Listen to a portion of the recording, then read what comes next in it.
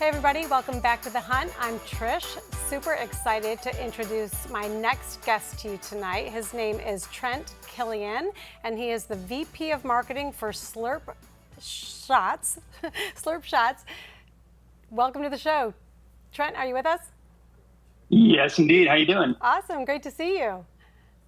Good to see you too. Great, Thanks for thank having you. us. Yeah, no, thanks for joining us. So I'm super excited to talk to you today. I just love these stories of entrepreneurship, and you are just such a great example of that. So let's just start right off the bat and tell the audience where they can find Slurp Shots and in terms of purchasing and social media. For sure. So you actually can buy Slurp Shots right on our website. It's slrrrp.com. We just launched an online store.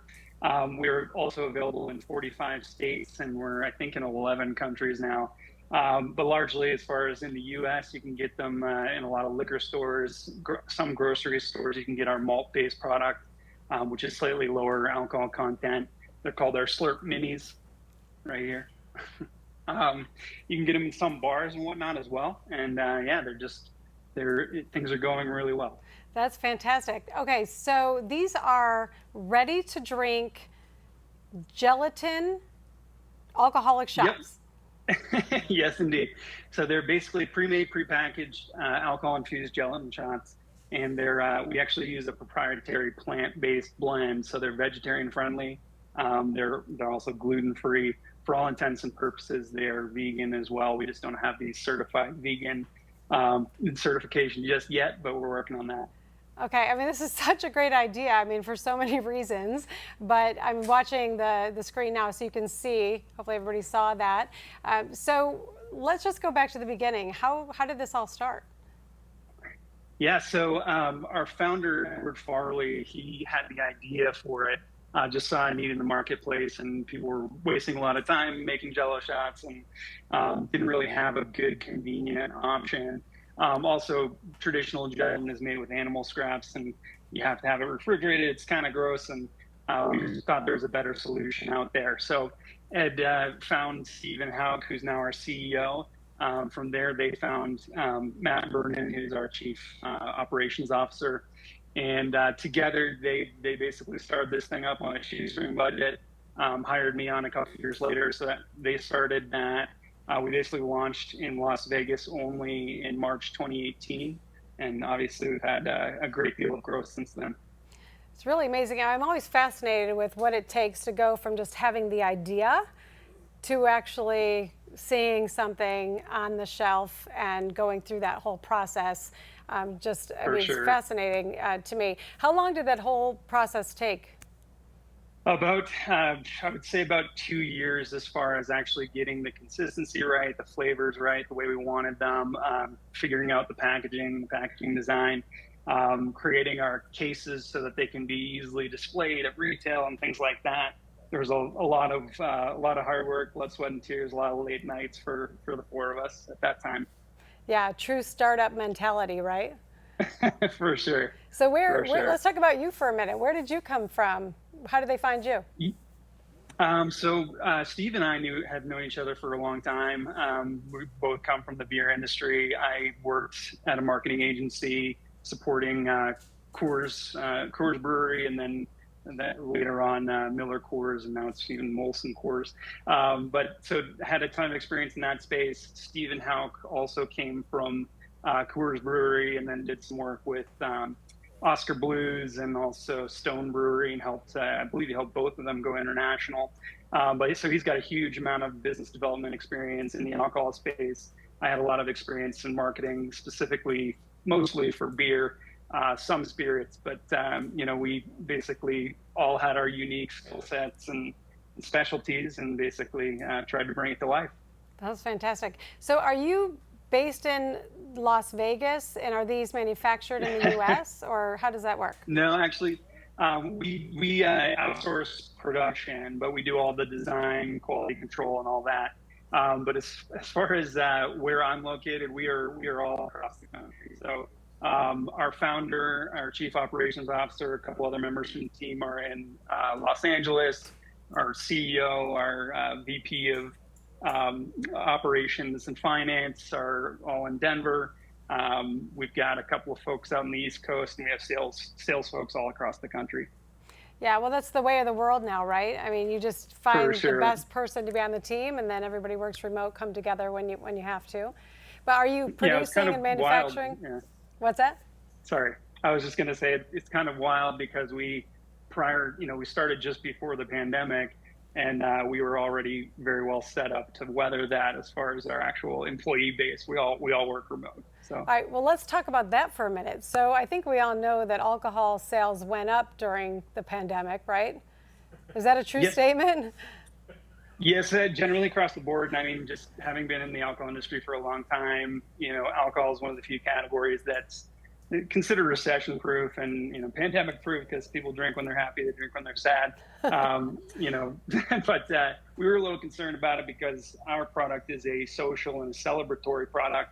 And for a bit of time there was not a ton to celebrate in the world, and there were some dark days. And luckily, people still, they have that desire to keep those connections and make those connections. So people figured out ways to still find things to celebrate and still, do it in a way that really works well for our product as well. Yeah, no doubt. I mean, there was a lot of Zoom social hours going on. For sure. Yeah. I did a few of them myself, for sure. But on the other hand, I guess that time gave you the opportunity to work out some kinks, really build the brand, focus on marketing. Are you heavy on social media as well? Yeah, we recently, with some of the new funding, we hired a new digital marketing manager. She has an exceptional background in this space. So she's really helped increase our efforts in the digital marketing atmosphere and social media specifically. Yeah, because that's kind of the name of the game, right? But you are in over 20,000 retail stores, some big box stores like Walmart, right? Yep. Yeah. So Walmart, we've got a test going with some Costco's, I believe, still. But Walmart's been doing really well for us. I believe Florida is probably our leading state for them. But yeah, I mean, it's gone really well, and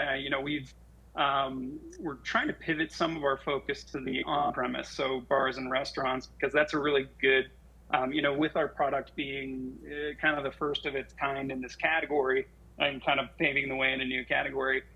Trial is a really big deal, so making sure people get to try the shot and they don't have to, dig their finger around the edges of the cup or anything like that.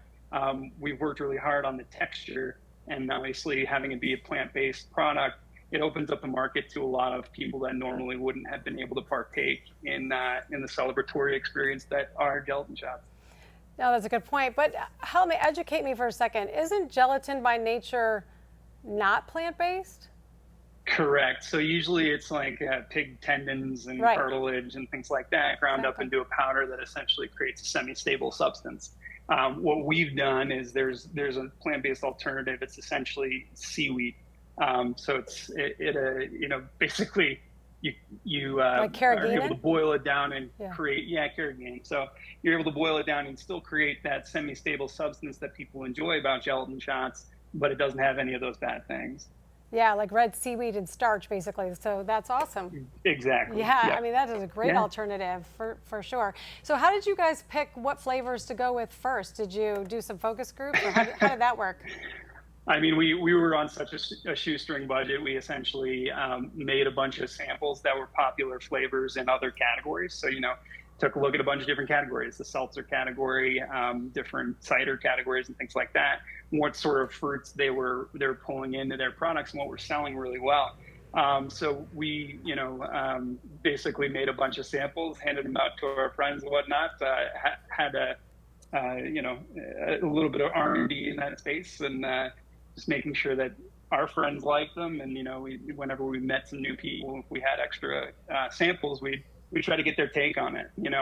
The latest round, so the mashup flavors that you've got there, that was our second variety pack that we released.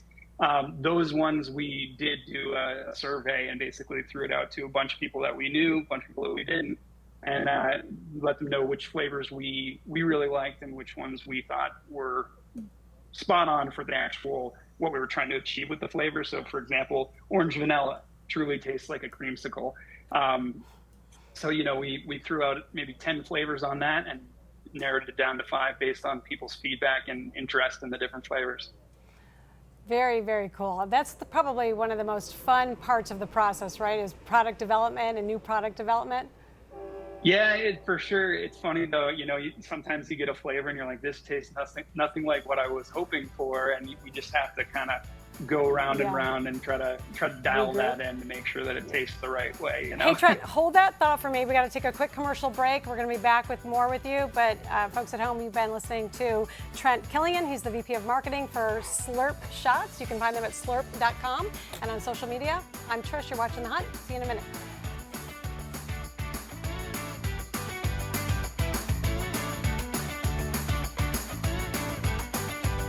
Trina and Heather know what it means to be unstoppable.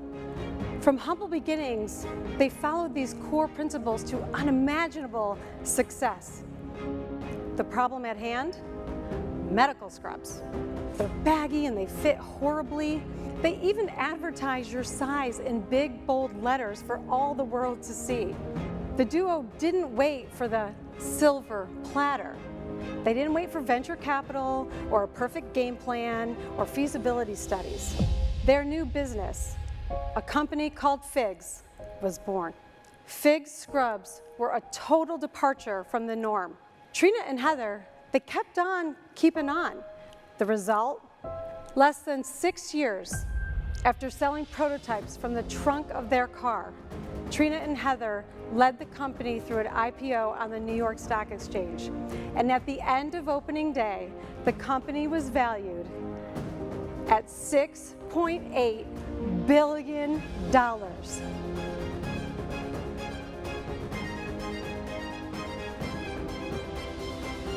Life knocks us all down at one point or another. Those setbacks are just to test our resolve. But now, you have a choice. Will you let those challenges define you? Or now that you have all the tools you need, will you instead decide to become unstoppable? Thank you.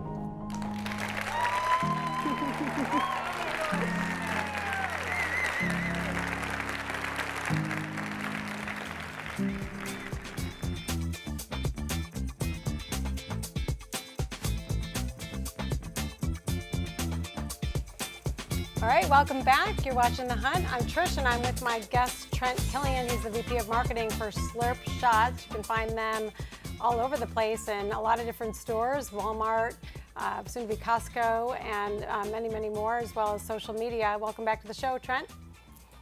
Thank you. Yeah, for sure. So we started talking about this product.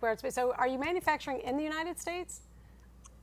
We are currently outsourcing the actual manufacturing, but it's an incredible facility. It's basically gotten, I think it was a 98 out of 100 by some of the independent auditors that Costco uses, and they have incredibly high standards. Yeah, that's awesome. So, all right, let's go back to the beginning then. So you have the idea, and then what would you say, just a startup mentality, the qualities of people, like just for those watching at home, there's so many of us that have ideas, but don't know how to take that first step to turn it into an actual viable business. So what would be your advice?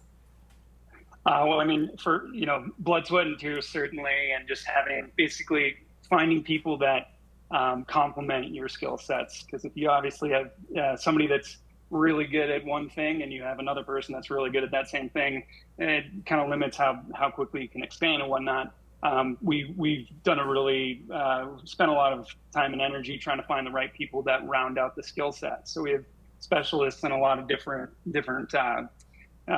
lanes, and that really helps us because you can find those solutions a lot easier. No, for sure. So, and just would you recommend to people at home, again, because on this show we do talk about inspiring stories and stories that encourage people that sometimes are stuck, in a certain place and want to move forward, and just that whole entrepreneurial spirit, if you will, because there's people that could have their day jobs but also aspire, to do other things. So when you're moving down that direction, I mean, are you working every day with people, just meetings, 12 hours a day, fill in the blanks? I mean, I don't know, like, what does it feel like? No, I mean, it's every day is different. And, whenever because we are such a small company, we can pivot very quickly. So, when you have an opportunity pop up, making sure that you don't drag your feet on it. And, some of the projects we used to work on for some of those bigger companies when I was at a marketing agency, I mean, we'd be working on 6 month or a year lead time on just a, standard program, like a marketing, retail marketing campaign. But when we see something, we see an opportunity, we're all over it, and we basically, we have probably hundreds of hours a week worth of work to do, but we have to be pretty picky about where we spend that time because we're still a pretty small team. So identifying what those priorities are and sticking to them, seeing them through, that's absolutely imperative for our business anyway. Yeah, no, absolutely. And that's what you have to do in any business, right? And so during the pandemic, as you were building up, what would you say got you through the day? A couple of Slurp shots. No, I would say just essentially trying to make sure that we were aligning our efforts on the things that were going to move the business, because that it was a constantly changing landscape, and we had to really identify those things and go, okay, well, all hands on deck for this particular thing or that particular thing. For example, I don't know if you've ever heard of Rocco's. It's a bar in Omaha, Nebraska. They have they call it the world's largest Jello Shots challenge, or the World Series of Baseball Jello Shot challenge. And they started posting about it on social media. It started going viral. We initially, started contacting them right away because that was, it's a short window. So it's a week-long event, and we wanted to be a part of it. So we called them up, tried to figure out what we could do to support the initiative, and they were using our product for this competition, and that turned into a huge charity event. And we did a large donation for a couple of the schools that were leading the competition. And, that was something that had to happen. We dropped everything. I mean, we had probably 6 people drop everything to try to support that as best we could, because they were running out of products. They were selling thousands of Jello shots at a time, gelatin shots at a time. And it's those sorts of things where you see an opportunity and you have to jump on it or you miss it. Yeah, no, that is such a great lesson learned, I think, is being aware and not having those opportunities, pass you by, and just being ready for it. That's such a great lesson learned. And how are your supply chain issues just, with the pandemic and everything, and just now in the environment that we're all living in with, higher inflation and just the gas issues and everything, the energy crisis is everywhere. So how's the supply chain been for you guys? It's a constantly moving target. So we are always trying to figure out ways to improve that process. Largely, we are in a pretty good spot with that. It is difficult because certain aspects of the actual supply chain and alcohol aren't always in our control. So we control what we can, and then as far as things actually getting to the store from the distributor and whatnot, we just have to continue to open up those lines of communication and make sure that the distributors see it as a priority as well. And because our product is almost always an incremental sale. It's somebody's going to buy a beer and a shot. They're not just going to buy a shot, or they're going to buy a case of beer and a jar of gelatin shots. So making sure that they really see that opportunity and the retailers really see that opportunity is a huge piece of our business, and just educating them on how that can benefit them as well. Yeah, no, another few lessons learned there for those aspiring entrepreneurs out there. So we just have just a few seconds left. Trent, what's next for Slurp? We have a number of different innovations in the pipeline. We're working on some pretty exciting partnerships with some live music venues and some sports stadiums and things like that. So there's just we're just scratching the surface, and there's a long and bright future ahead. Awesome. Well, congratulations to you and the team. Thank you so much. Come back and join us sometime. We'd like to hear an update on how you're doing. Thanks, everybody. You've been watching The Hunt. We'll be back in a minute. Stay tuned.